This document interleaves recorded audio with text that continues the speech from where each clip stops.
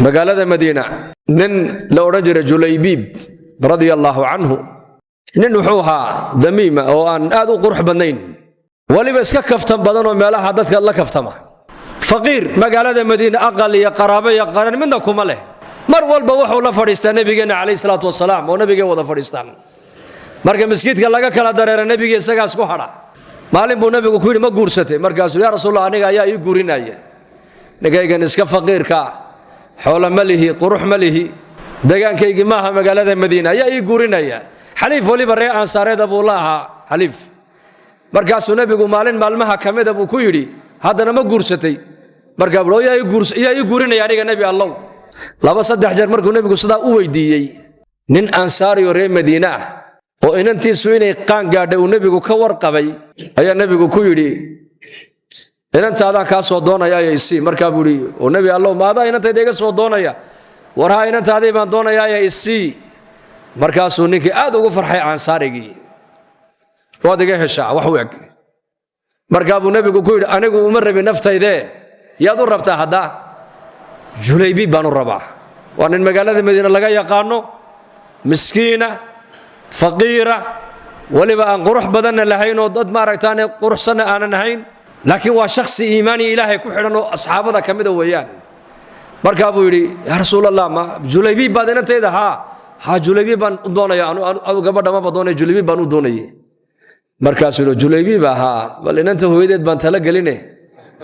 kaadi buu ku yiri markaas u tagayo wuxuu ku yiri naade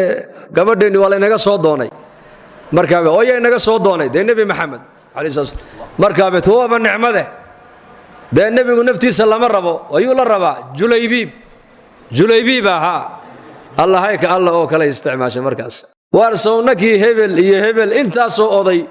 ay wiilashooda nooga soo dooneen u diidnay ma bay ku tiri Julaybiibna soonika taqaanid maaha nabi Maxamed baa soo doonay miyaan diidi karnaa odaygii iyo islaantii oo hadalka isku celcelinaya inantuna markaa aqalka gadaashiisa fadhida xagga dambe inaga zamankeena gabdhaheenu banaanka u soo baxeen laakiin zamanka dadku way fiicnaayeen gabadhu aqalka kamay soo baxayn gabadhu ma soo haasawo tagayn gabadhu raga ma soo eeganayn gabadha waxa uu soo haasaaway aabaheed gabadha waxa uu haasaaway adeerkeed gabadha waxa uu maqnaa walaalkeed gabadha waxa uu maqnaa abtigeed hooyo la dhashay ninka saxaabiga ansaariga markay gabadhi u dhalato inantaasi ay qaan gaadho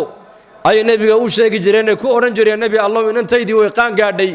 haddaad adigu adoonaysana waa ku diyaar haddaad cid u rabtana nabi Allah cidaad u ishaartaba waan u guurinay soo sheeg bay oran jireen sidaas markaa nabigu ku ogaaday gabadha inay qaan gaadhay dadna inanto xagga dambe fadhida ayaa ku tiri ma nabi Maxamed oo ikiin weydiisay baad ma ku celinaysaan bay ku tiri nabigu kuma rabe Julaybiib buu ku rabaa lagu yiri markaa bay ku tiri wa in kana Julaybiiban bay ku tiri markaa Julaybiib haba noqdaba ilaahay iyo rasuulkiisu aniga dayici maayaan bay tiri meel xun dhigi maayaan marba nabi Maxamed haduu ikiin weydiisay waa ku kalsoonahay bay tiri ilaahay ma dayacayo ibixiya markaasa ninkii saxaabigii baa nabiga u yimiday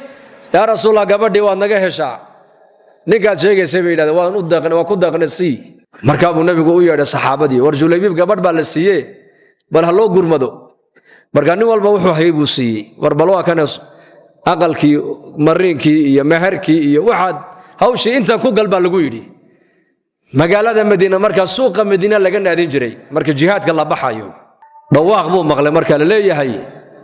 ilaahay dartii ayaa u baxaya oo ilaahay jidkiisa u dhimanaya oo janno ku bishaaraysanaya jihaad baa loo naadinaya markaas uu fikro wuxuu yiri ma gabadha baad la aqal gashay iska guursataa lagu siiyay wax xuruutiine masaxur al-ayntaad ku hoyatay jihaadka intood u baxdo ayaa shahaado ilaahay aad weydiisataa buu yiri markaa buu wuxuu ku qancay oo uu doortay inuu jihaadka iska raaco ciidanka inuu dhinac ka raaco dagaalkii baa la galay muslimiintu way guuleysteen maydkii dhaawacay baa la kala gurayaa saxaabadii buu nabigu ku yiri war ma cid baa inaga maqan ma waan dhannahay dhaawacii ma dhan yahay shuhadadii ma dhan tahay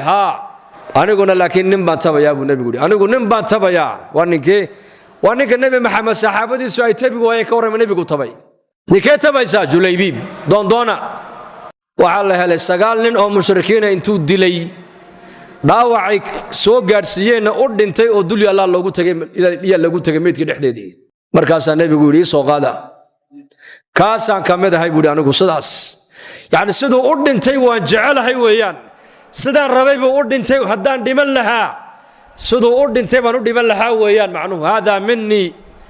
wa ana minhu ba nabigu alayhi salatu wasalaam uu soo qaaday nabigu intii qabriga loo qodaayo dhulka ma dhigin meedkiisa xataa baa la yiri nabi maxamed dhabtiisu ku haya dhabtiisa bal fiirso gabadhii buu nabigu xasuustay markaa buu ilaahu gabadha uu ninka uu ka dhintayna ilaahu nolosha ciriiri ha ka gelin arsaaqadana sarroobka kaga dhig buu rasuulku yiri gabadh waxay noqotay barakaysan taajirada dhaqaale leh oo dhaqaalahayga diinta ku bixisa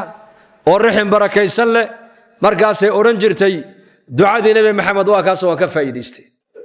kuma qiimay nabigu qofka shakhsiyadiisa ma wuxuu qiimeynaayo waa saxaabi muumin ilaahay rumaysan weeyaan innakana waxa laynaga rabaa zamankeenan maanta dadka muslimiintu inay isku qiimeeyaan islaamnimada al-islaam muslim walaalkay waa muslim al-muslim akhu al-muslim la yadhlimuhu wala yuslimuhu wala yakhdhulhu ba nabigu man kana fi hajati akhihi kana Allah fi hajatihi muslimka kala waa walaalkii inuu maaragtana garabkiisa ka bixin inuu cadowgiisa u hiilin inuu cadowgiisa u gacan gelin inuu xaqiisa ku xad gudbin